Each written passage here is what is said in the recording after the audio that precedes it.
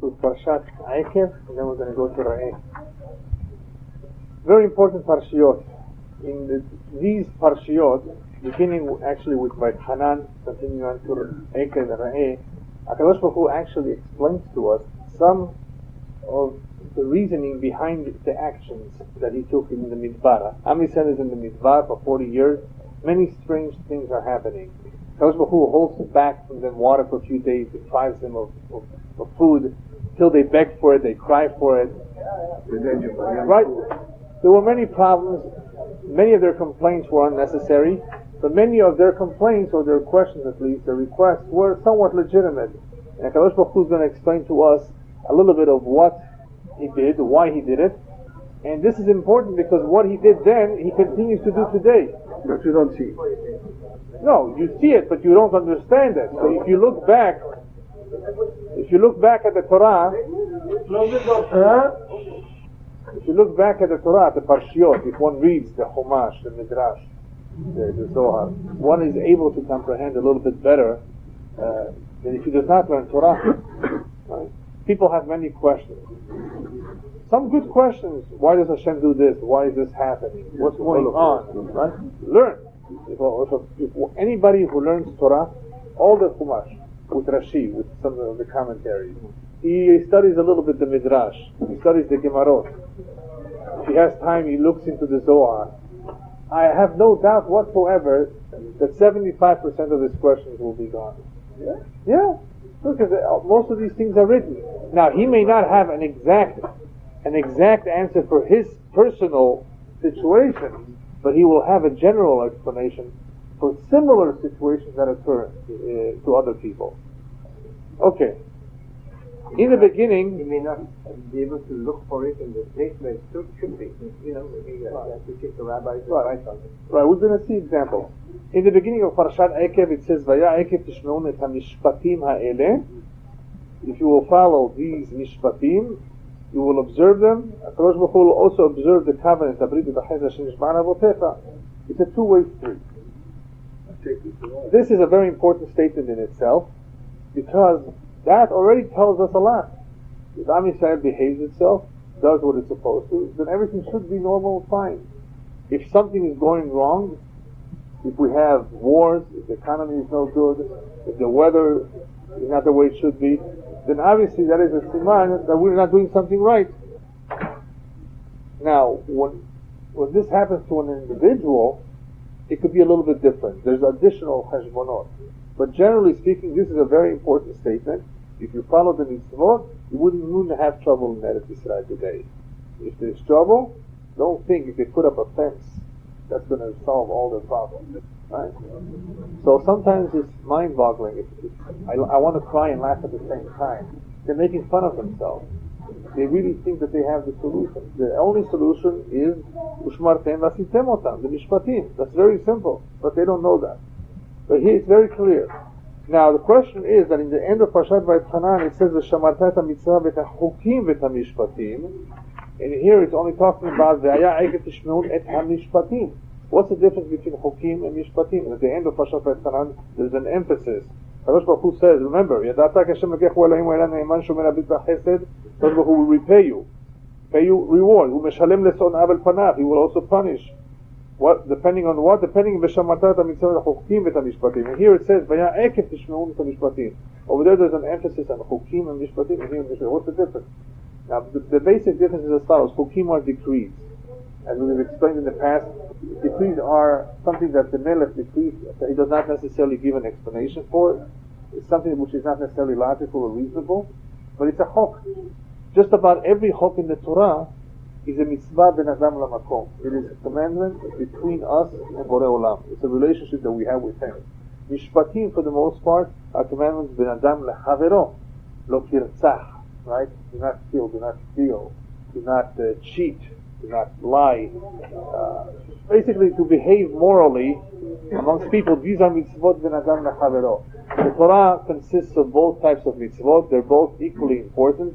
Actually, the mitzvot ben adam lechavero in some ways are even more important, because olam chesed yibaneh. The world depends on good relationships between people.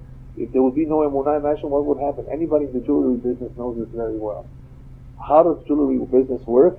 There's no signed agreement, there's no contract. You give your hand, shalom uvracha, I think they say. That's it. He trusts you. But there are a lot of people who are crooks, who do all sorts of things. But anyway, but there's trust. It's built on business is built on trust. If there will be no trust, forget it. Right? So mitzvot ben adam lechavero is very, very important in order to maintain this world. But so are mitzvot ben adam lemakom on a different level. Now, so in the end of this parasha, there's an emphasis on mitzvot ben adam lemakom, and here there's an emphasis on mitzvot ben adam lechavero. Why? What's the difference? Because in Parashat Vayetchanan, HaKadosh Baruch Hu is talking about Sachar va'onesh. Sachar va'onesh, reward and punishment, does not really exist in this world. No. It exists in the world to come. HaKadosh Baruch Hu reserves the Sachar and the Onesh, for the most part, for Olam Haba. And that is mostly on what mitzvot? On mitzvot ben adam lamakom. On that, we say a rule, the rabbis tell us, Zachar mitzvah b'hai al maleka. You see a Jew who's very observant. He fulfills all the mitzvot and he's not rewarded. Don't think too bad of him. Don't think negatively. Zachar, the onesh is no olam haba for the most part. Zachar mitzvah b'hai al maleka. What is that going on? That's mostly for mitzvot ben adam lamakom. However, here, ואהבך וברכך וירבך וברך פרי בטנך ופרי אדמתך דגנך ותירושך וישריך ושגר ענפיך ועשתרות צונך. This is reward too in Olam Hazeh. So what's going on? This is talking about mitzvot ben adam lechavero. Person who behaves himself properly in this world, then he deserves to merit Hashem's blessing even in this world. Now, that blessing, all it is a blessing. It's also not the sechar. The real sechar is still reserved for Olam Haba. So what is this called? It's called blessing. What do you mean blessing? We say it in the Mishnah, we say it in the Tefillah, that these mitzvot, HaKeren, Adam ochel perotehem ba'olam hazeh, HaKeren kayenem et olam haba. The Keren, which is the principle, which is the real reward of mitzvah, is always reserved for the world to come. Hashem cannot pay us. It's a different currency. Even for putting on tefillin one day. Imagine a Jew who's Chiloni, Gamri, a whole never in his life did he perform mitzvot. One day he put on tefillin. HaKadosh Baruch Hu rewards him tremendously just for that one day. Why do you think Chabad is running around putting on people tefillin? That even that one time they put on, it's already a tremendous zechut for them. For the guy who puts it on. Sure, people do not realize it. Every time you zakeh somebody with a mitzvah, that mitzvah could be his ticket to Olam Haba. So we can't minimize mitzvot. We don't know the sechar, first of all. We don't know the reward from mitzvot. We don't know how big tefillin is, right? If we knew the reward for every mitzvah, we would only concentrate on the ones that give a lot of reward, and we would leave the little ones alone. Hashem did not tell us the reward. He did tell us that keren kayemet olam haba, certain mitzvot, especially in the area of ben adam lechavero, how you behave yourself, as you will see Parashat Vayeh, which is such a tzedakah, there is a blessing even in this world. And that blessing is expressed. Here it's expressed in the Shema, that you will have wheat, you will have food, you will have grain. What's all that? That's not the sechar, it's a form of sechar. It's called beracha uklala. Beracha meaning blessing and abundance. Klala means just the opposite of abundance. Little of it. Like the word in Arabic, khalil. Little. Right? Little. No, the opposite of abundance. Right? That's not honest, really. It's just like, it's just you don't get what you're supposed to have. Hashem says, you behave yourself, you have an easy life. You don't behave yourself, I won't make things easy for you. So that is especially true with mitzvot ben adam lechavero, depending on how one is with his friend. That is the emphasis in Parashat Ekev. Next point. In the end of Parashat Ekev, you will find the second part of the Shema. Remember we had last week, V'atat Hashem Elokecha? In the end of Parashat Ekev, I'm going to go back later to the beginning, you find the second part, which begins with the words V'ayam Shamua Tishmeu, right? Sounds familiar? What's the difference between this parasha of Shema, or V'ayam Shamua Tishmeu, and the first parasha, V'atat Hashem Elokecha? What is the obvious difference? The obvious difference is that the first part of Shema is in the singular language, V'ahavta ata el Hashem Elokecha. The Torah is speaking to us in the singular form. And here all of a sudden, V'ayam Shamua Tishmeu, all of you. Right? What's the difference? So there's various commentaries. I'm just going to tell you the simple Peshat. What's going on in V'ayam Shamua Tishmeu? there are certain mitzvot that are best fulfilled the tzibur, barabim, minyan, right? Limud Torah. It is much more effective, it's much more powerful, it's better. The Rov Am Hadrat Melech, right? The more people, the better, right? These are the mitzvot that we're talking about in Vayam Shamot Shmeu. Not only that, in Vayam Shamot Shmeu you find incentives. Vayam Shamot Shmeu. V'natatim et ha'artechem ve'ito yaron lakosh. Okay, here you find incentives. Incentives you could give for mitzvot ben adam lachavero. In other words, if you follow the Torah mitzvot, you behave yourself, you offer people incentives. It's possible to offer incentives for these type of mitzvot. Okay? Incentives, what do they accomplish? They either encourage you to do a mitzvah, or they warn you, they deter you from doing an avirah. That is what detente was all about, right? Russia and the United States, and Pakistan and India, there's a certain degree of detente, right? Nuclear weapons. If there is no war, there hasn't been a war. Right? All it was is the Cold War, but no real war. So, in some ways, incentives work to encourage, or the other way around. Warnings work to deter. That is possible with general mitzvot, which is what Vayam Shamot Shmeu is talking about. Those mitzvot that people do amongst each other. Let's go back now to Ve'aftat Hashem Elokecha. In Ve'aftat Hashem Elokecha, you have a whole different type of situation. In Ve'aftat Hashem Elokecha, the emphasis is on developing a relationship with Borei Olam, loving Borei Olam. Could you offer incentives for loving Borei Olam? It is an emotional experience. It is not something that you can bring about. Do it. What do you mean do it? You can't just Ve'aftat Hashem Elokecha. You can't offer incentives. So Ve'aftat Hashem Elokecha, number one, is said on a singular level, because everybody develops Ve'aftat Hashem Elokecha on his level. It is something, it is a very unique mitzvah that you cannot say, everybody do it together. It's a commandment. It's a commandment, but you cannot say everybody do it together like Vayam Shamot Shmeu, which is done better together. This is a special commandment, Ve'aftat Hashem Elokecha, that can only be said to each individual, because every individual on his level demonstrates in his way Ve'aftat Hashem Elokecha, how he loves Hashem, if he loves at all. So you cannot command it to the crowd, you command it to each individual. That's just one peshat, right? There's a lot more there.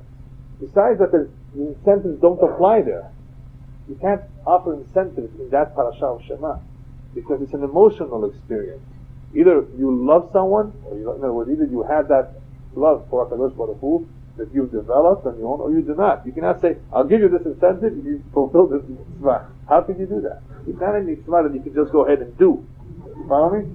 It's something that needs to be developed. And we'll talk about it then, a little bit later on. So that's basically the difference between the first parasha and the second parasha. We've talked about it before, that obviously there is a need for Am Yisrael to be united and to be responsible for each other. Right? Vayam Shamot Shmeu, Am Yisrael as a whole suffers. If a group, if a community, there is a certain degree of collective punishment. You know, the Greens don't like these collective punishments, but that's, the Torah works as that we're in the same boat. Like the famous mashal of a Jew who was making a hole underneath the seat in the boat. The water was coming in. They were telling, the friends in the boat were telling him, what are you doing? He said, mind your own business. I'm drilling a hole underneath my seat, not your seat. The whole boat will capsize. Sure. Right? A Jew cannot say, mind your own business. You know, I want to do whatever I want. No, you affect everybody else. And there were terrible things that happened to communities because of a certain avon or avonot that were permitted by one or two individuals. You know, that somehow, you know, it was ignored, or people were unaware of it, and people became affected by it. There's a kitrug. So one person or one family can affect. And of course, the more people, are involved in doing the same thing, the greater the avon is.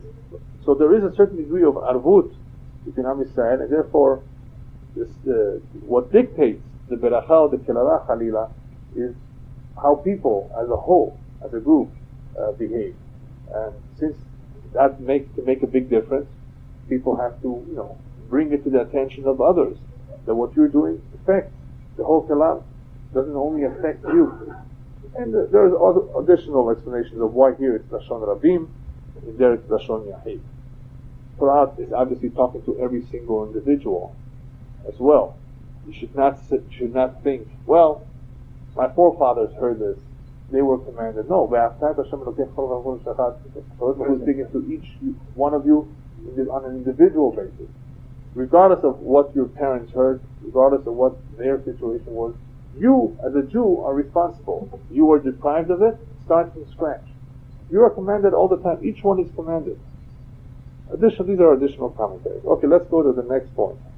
One of the most important points, Parashat Ekev, one of my favorites. Hashem tells us, okay, remember, remember I took you for 40 years, you spent so much time. Well, what happened there?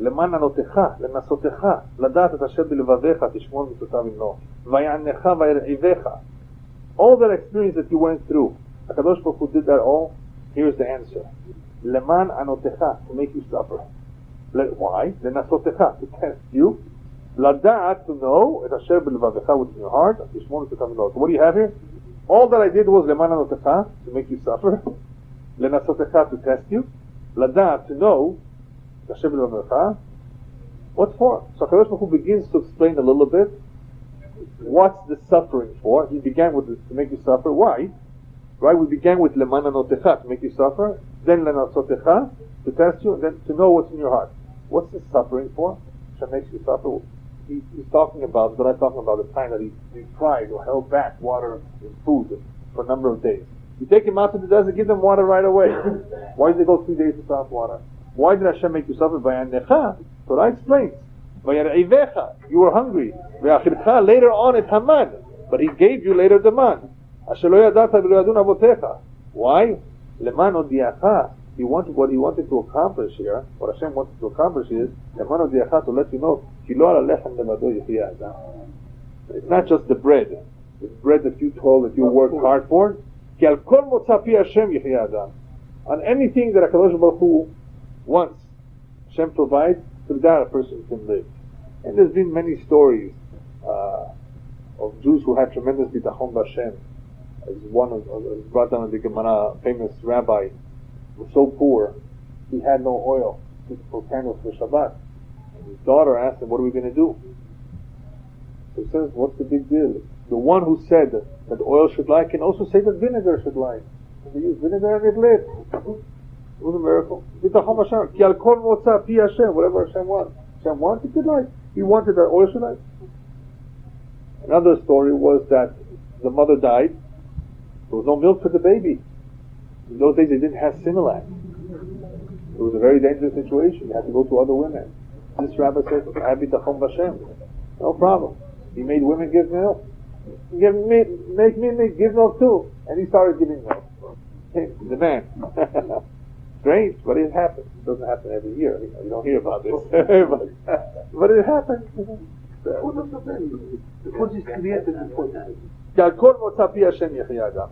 So what's going on in the 40 years? It's a laboratory. HaKadosh Baruch Hu is taking Am Yisrael to a laboratory through this experience, because as we say, Erev Shabbat, as it says in Tehillim, if you want to understand what Am Yisrael was at that time, even though they were on a high level, of course, they left the time to receive the Torah, but if you want to characterize the people, if you want to have a good understanding of who they were and what they believed and what they understood, the famous words of David HaMelech is, Am to'eh levavhem, vehem lo yad'u delachai. Right? This is a people, to'eh levav. They are wondering. In other words, they don't have a clear understanding. Lo yad'u delachai, they don't understand my ways.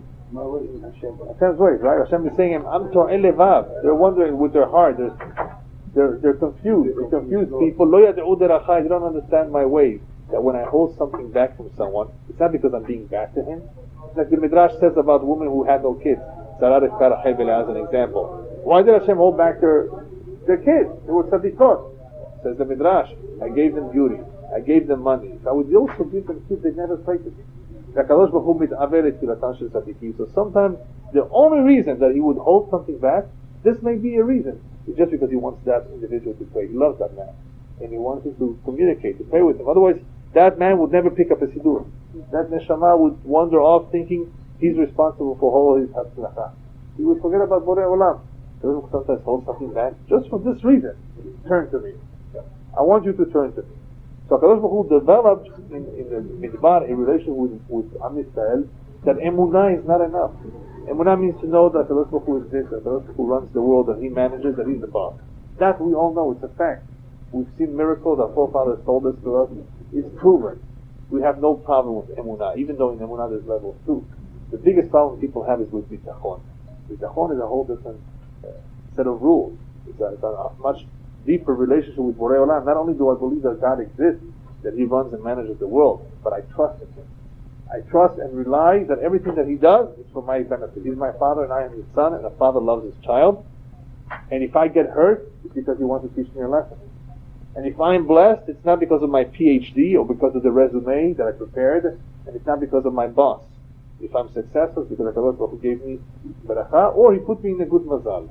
There is something called mazal, of course, that HaKadosh Baruch Hu sometimes puts an individual in a good mazal, and sometimes it's possible that HaKadosh Baruch Hu takes them out from that mazal too. All these decisions usually occur on Rosh Hashanah, when HaKadosh Baruch Hu decrees on every human being in the world what will happen the coming year. So most of the time what happens is status quo. HaKadosh Baruch Hu says, you know what, I won't improve your situation, I won't make it any worse. Whatever your mazal is, whatever you were born with, if your mazal is good, you will say so. If your mazal is bad, you will say so. I'm not changing it. You didn't do anything so that I should improve your mazal. Because Am Yisrael is me'ala mazal. We're above the mazal. What does that mean? Not that we don't have one. We have, but we can change it. That is the one segula. That is the one area one of the areas that we're different than the rest of the world. We all have mazal. Mazal is a wheel. You're born. Wherever it falls, you see those wheels with the number, whatever it falls, that's where you get. Now, HaKadosh Baruch Hu, of course, has a cheshbon. Why it's going to fall for you there, right? This baby, the Malach says, is going to be hacham or tipesh.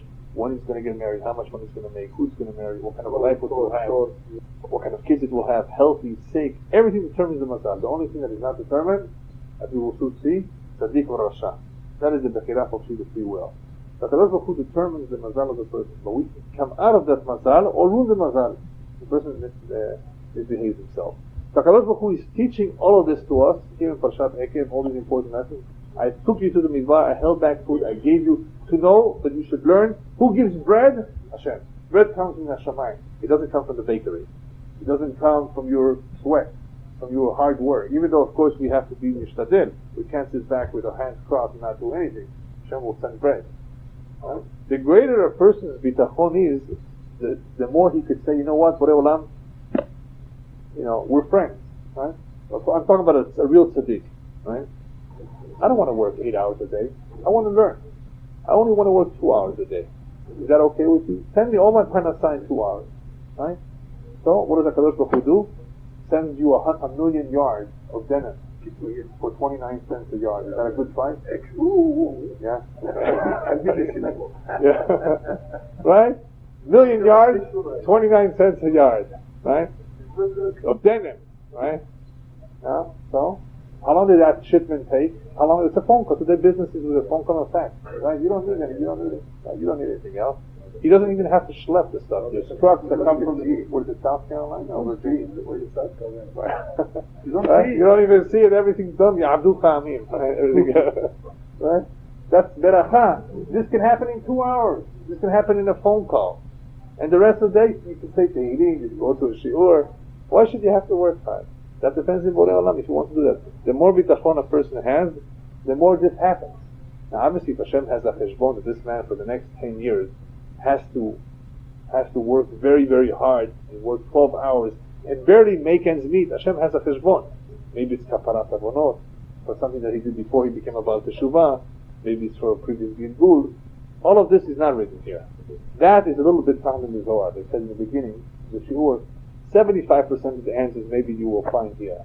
The other, you have to go to the Zohar, you have to go to the Kabbalah. Why does Hashem do things? Why do kids die when they're 2 years old, 3 years old? What did they do wrong? It's under the age of bar mitzvah. They're babies or miscarriages. Right?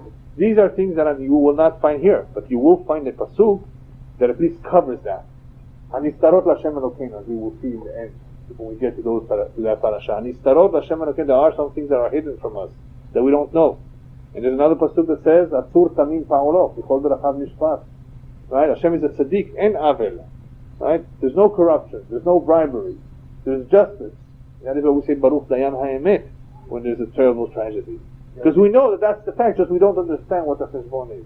So there will always be a percentage of things that we don't understand. Yeah, what do we know? Cheshbonot.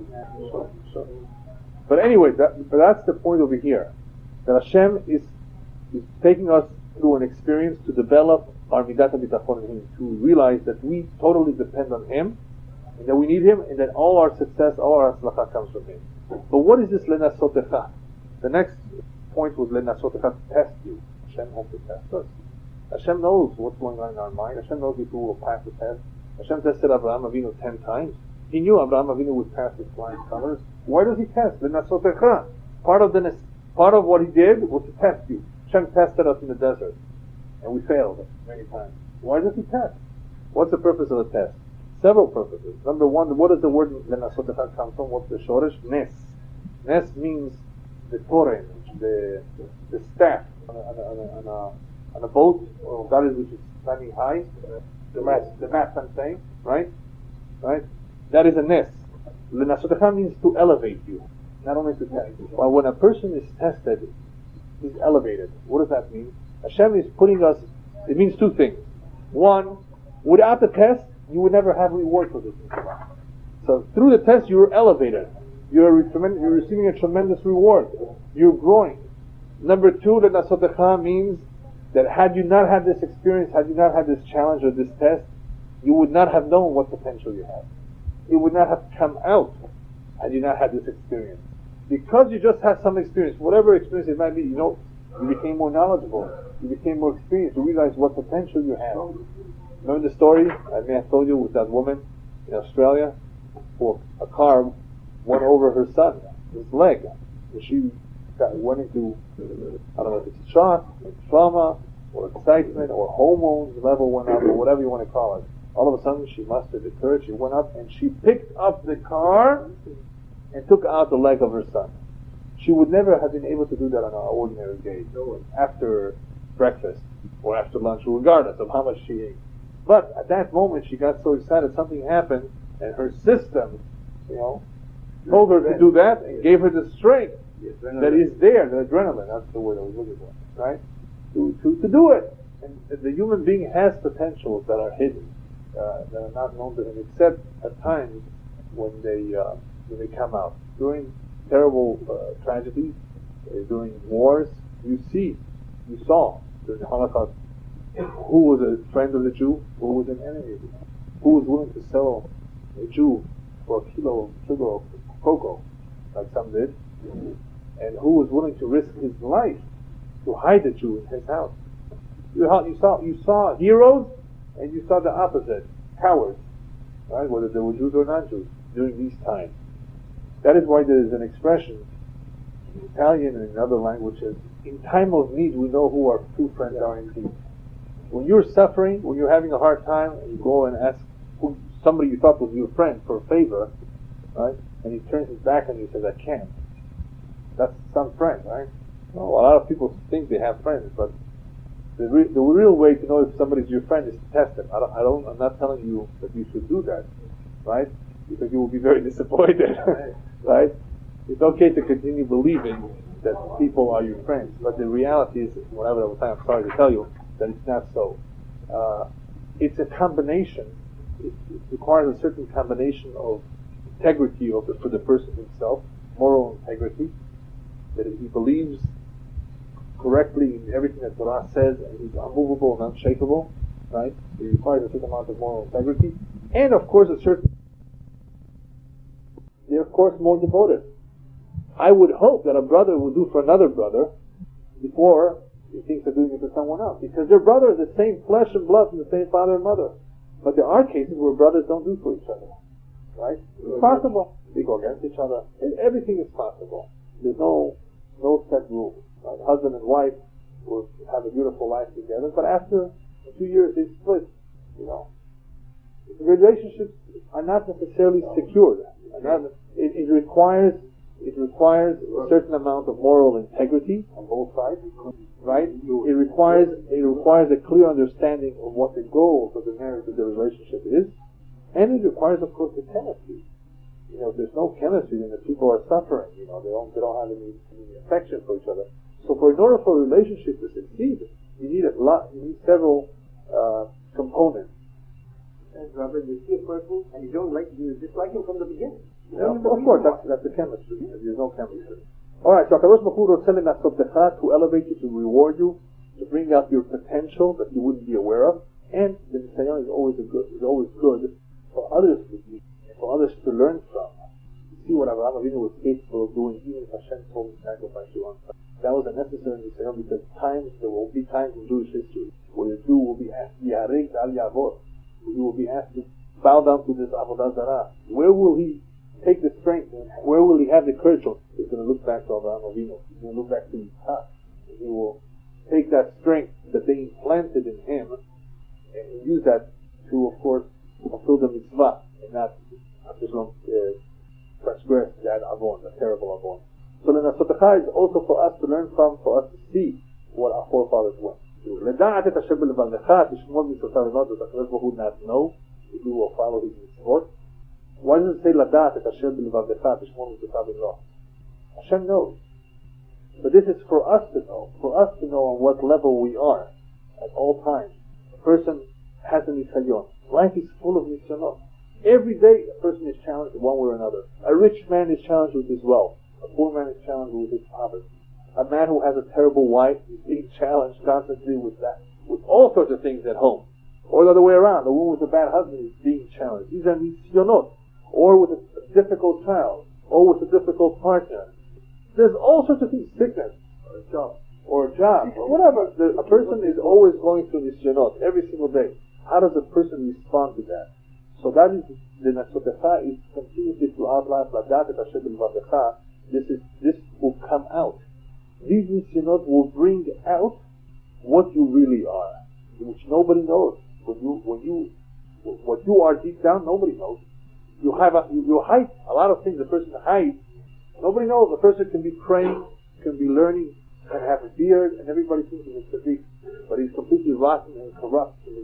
That's all hypocrisy. So HaKadosh Baruch Hu brings these things out sometimes, like that, so people should know what is really bilvavecha, if you're really keeping the mitzvot or not. So that is why there are nisyonot, and there are situations that bring these things out. Alright. Next point is the Hamishi. Very important point. ועתה ישראל מה השם אלוקיך שואל מעמך כי יראה את השם אלוקיך. What does the HaKadosh Baruch Hu want of you? What does it mean? What do you mean? What do you want of you? He wants you to keep all 613 mitzvot. No, that's not the point. The bottom line, ועתה, now, you know what the bottom line is? The bottom line is Hashem. What does Hashem want from every Jew? Yirat Shamayim. Yirat Shamayim is the only area, for the most part, that there's no Bechira Chofshi. In other words, there's free will in this one area. There was no Yirat Shamayim. There was no free will. Yeah. This is the only area. Yirat Shamayim is the only area where there's free will. Aside from Yirat Shamayim, there is no free will. Right? As we said before, we don't decide what kind of a life we will have. Right? You decide to go to work one day through this street instead of that street. You didn't make that decision. HaKadosh Baruch Hu may have made that decision for you. A person will never do something that interferes with Hashem's plan. Even though he's going shopping for the groceries, he's doing that. Could be. Okay, he's deciding to do that. He decides which apple he will buy. Okay. But if something will destroy him, if something will be poisonous to him or bad to him, Hashem will not allow it to happen. In other words, there's always Hashem's hand guiding a person one way or another, in whatever he does. What Hashem does not guide, where Hashem does not put his hands in, is in Yirat Shamayim. If a man cheats, in other words, does he do business honestly? Does he lie? How he behaves at home? Does he hit a child? Even though he may be allowed to in certain cases, but he's making those decisions at all times. Anything that has to do with Yirat Shamayim, mitzvah or avirah, right? That's called Yirat Shamayim. That human being has a choice. That is where he's judged. A man will not be judged upstairs. Why didn't you make $200,000? You know you could have. Why were you? First of all, I'm sorry. I was happy with 50. That will never come up upstairs. No. Right?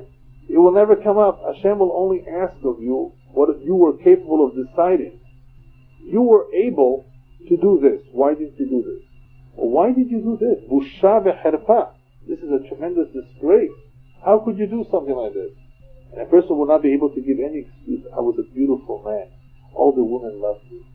But you know what they will tell him? Yosef was much more beautiful than you, and he had many more temptations than you, and he held himself back. Right? So I was rich and I was busy. I owned all these factories. I was so busy. I had all these jobs. You were not more busy than this rabbi who owned so many ships and had so many cities. Right? I was poor and I could barely pay. I couldn't pay the bills. I had to work. I couldn't sit down to learn Torah. You were not poorer than Hillel, right?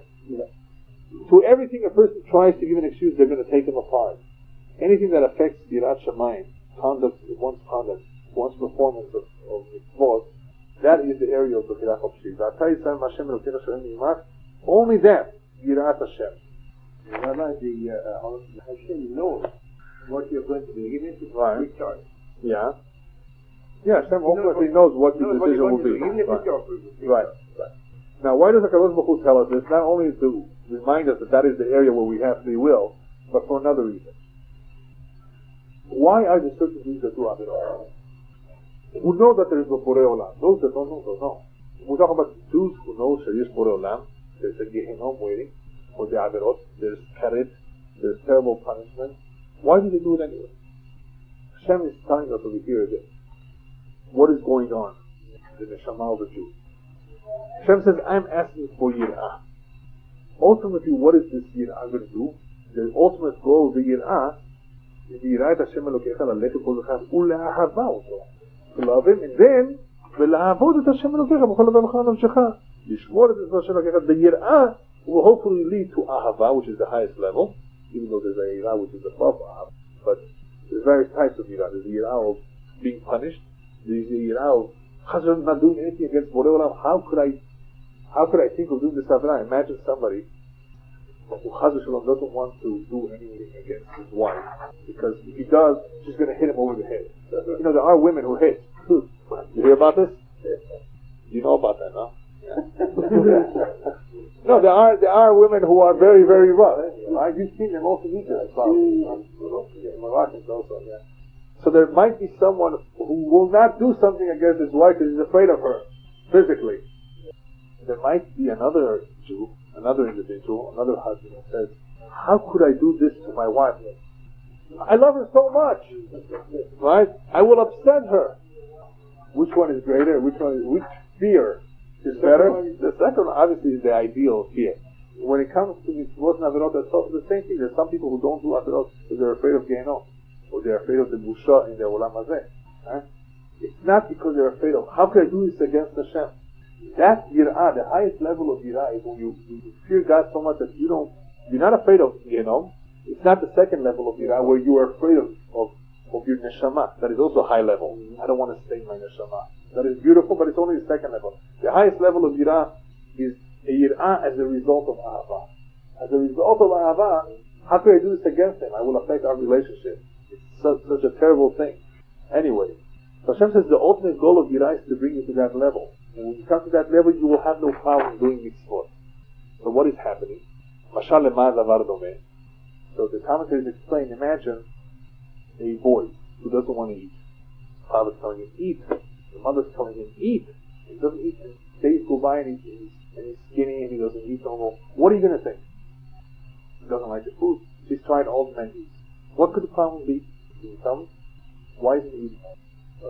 What would your conclusion? No, your conclusion be, okay, no appetite the first day.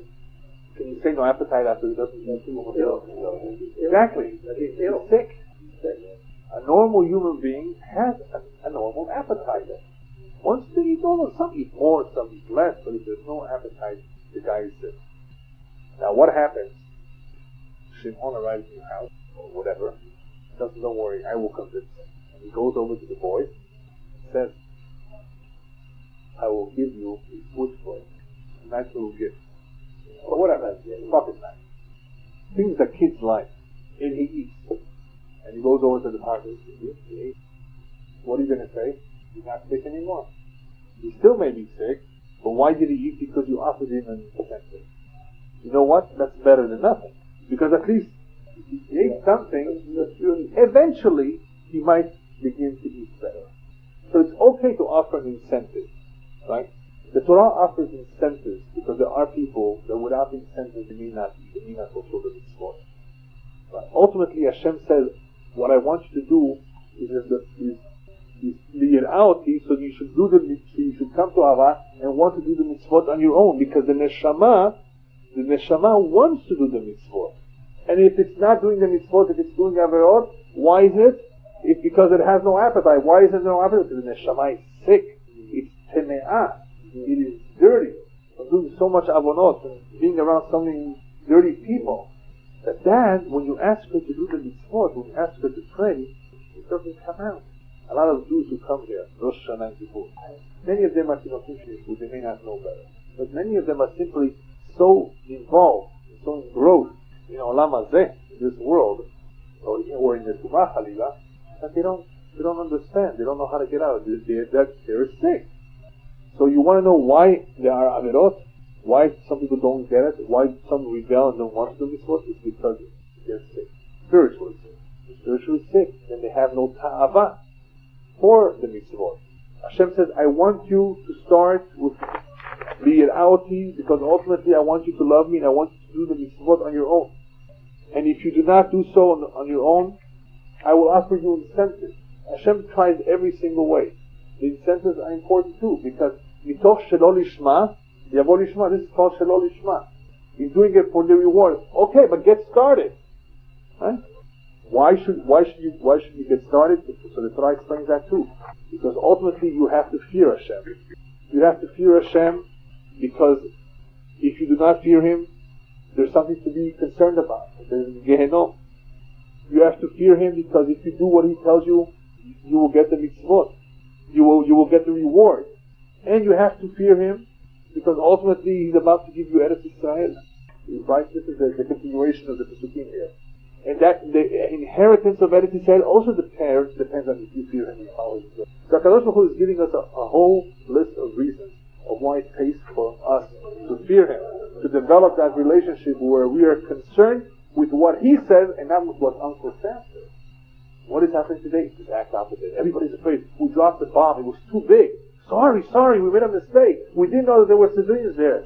And you had a job to do.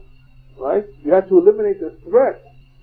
That individual was going to kill so many Jews. And he already did. Where's the common sense? Forget about what Hashem says. Where's the common sense? But they're afraid of Goyim. That is an indicator that there is sin. A Jew who's proud, who has a good relationship with Borei Olam, couldn't care less what the Goyim says. He trusts in Hashem. I care what Hashem says.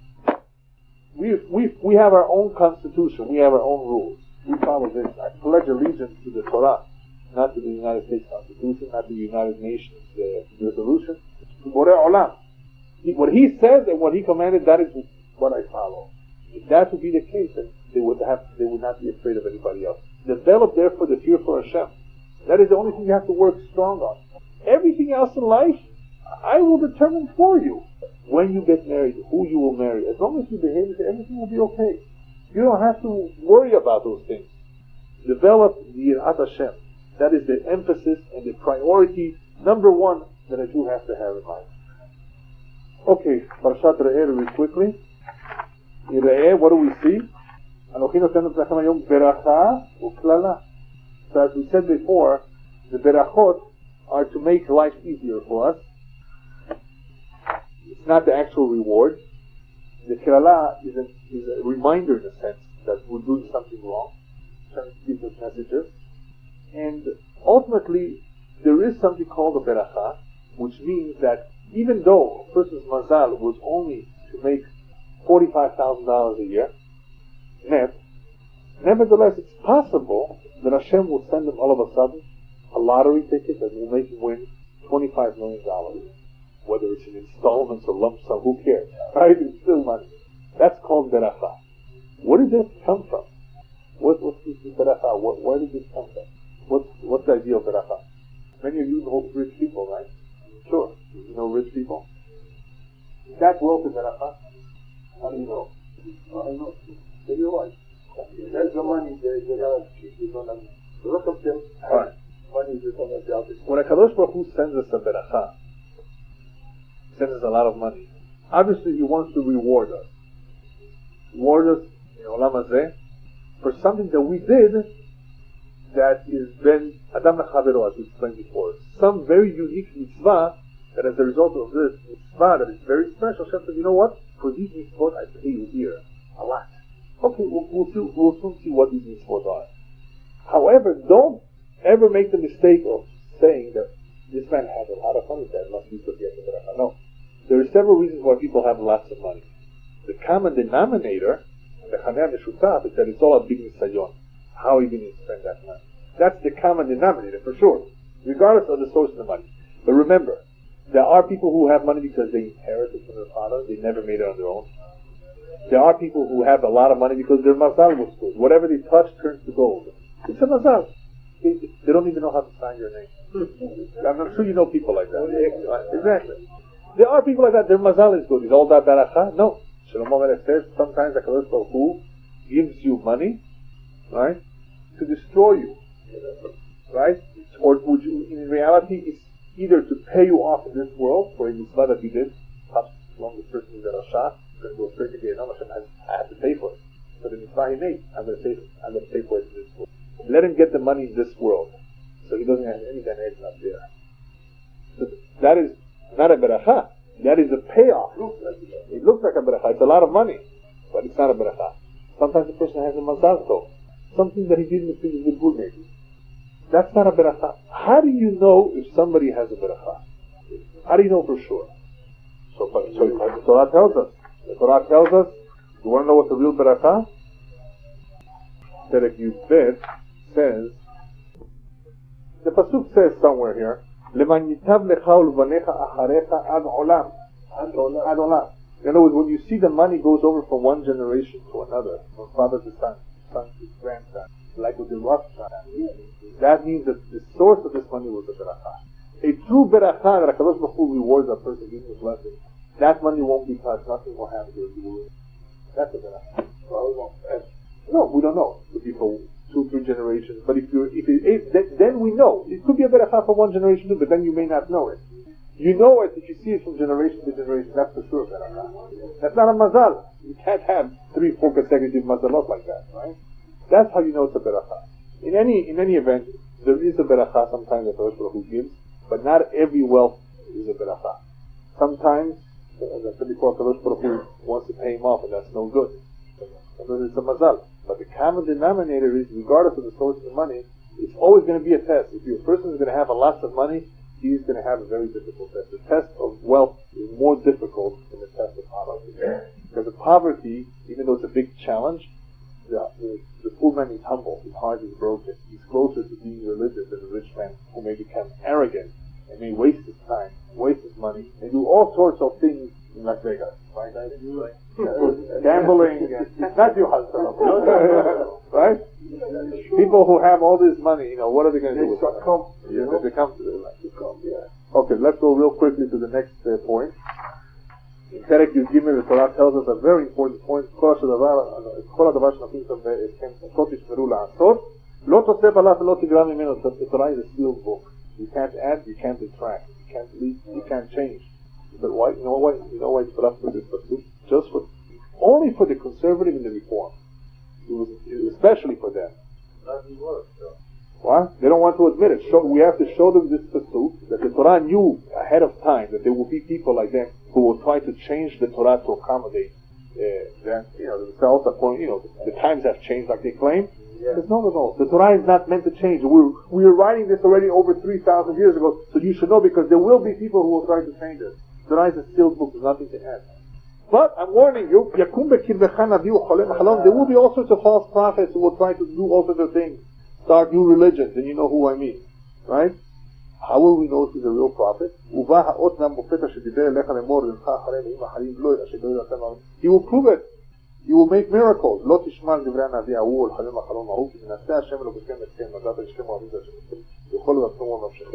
That prophet, even if he succeeds he says something that is against the Torah, you should know right away it's false. And you want to know something else?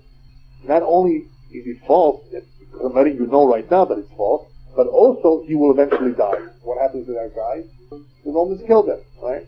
A false prophet in the end gets killed, will die. That will be proof to you that he's false.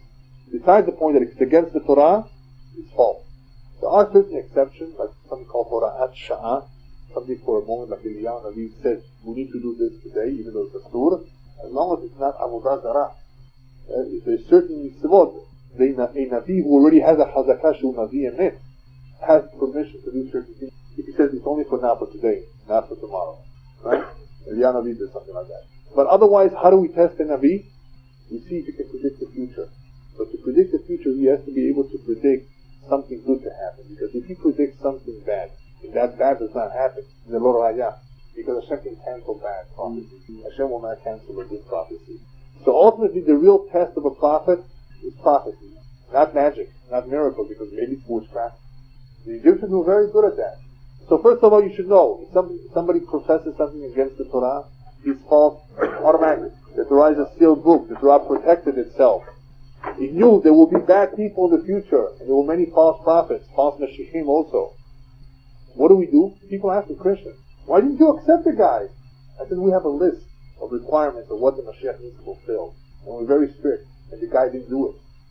What is he supposed to do? Well, number one, he's supposed to rebuild the temple. Right? Number two, he's supposed to gather the Jews from all over the world. Number three, he's supposed to bring peace. None of this happens.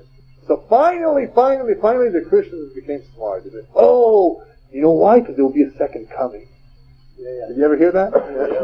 They saw, the Jews were smart.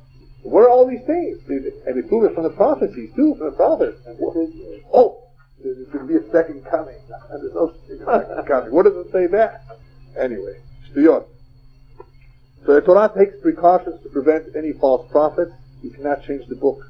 That is why we're so careful with every letter of the Torah, that there should not be pasul. Nothing can be missing. No changes are allowed. It becomes pasul if a letter is missing, or if it's different than what it's supposed to be. Okay, the last point in Parashat Re'eh, a very important point.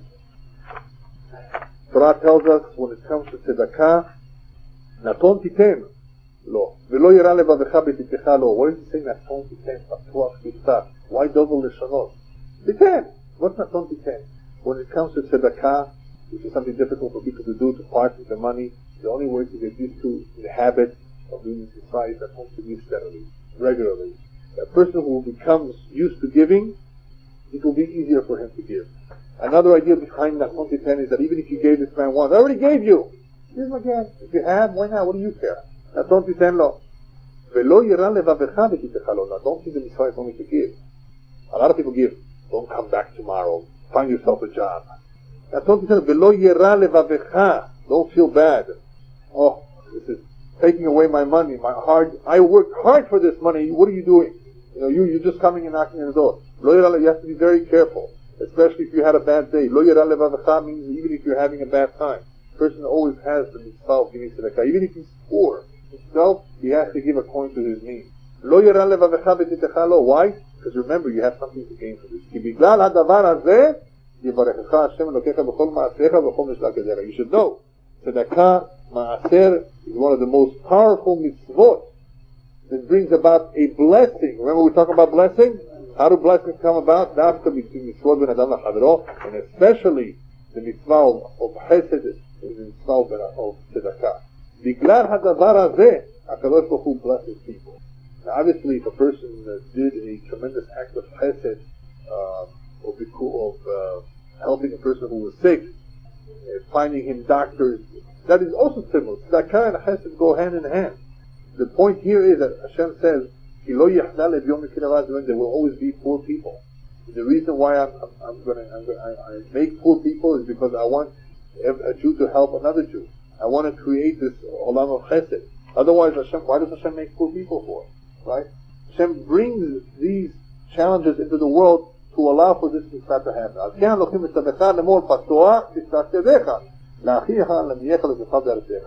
Now, the point of Lo Yira Levavecha is also extremely relevant quite possible during the Shemitah. Shemitah is a time when one does not work, one does not have Parasha. Torah says even during that time, you shouldn't be stingy, you should give it. Lo yara levavecha means that no time should you feel bad that you're parting from you. This is the challenge. As the Torah says, Hashem is sending you a gift to do your doorstep. It could be, if you give this man tzedakah, it's tzedakah that's in mavet. That tzedakah itself will save your life. So a person should keep in mind that the smell of tzedakah is one of the most powerful mitzvot, and that it creates a tremendous amount of rachamim upstairs on him. Because if he is able to help others, if he's able to be considerate and caring of others, even if they are no good to him, but he treats people nicely, he's honest with them, he goes out of his way to do for them, the midah keneged midah. Kol hamerachem al habriyot, merachamim alav min hashamayim.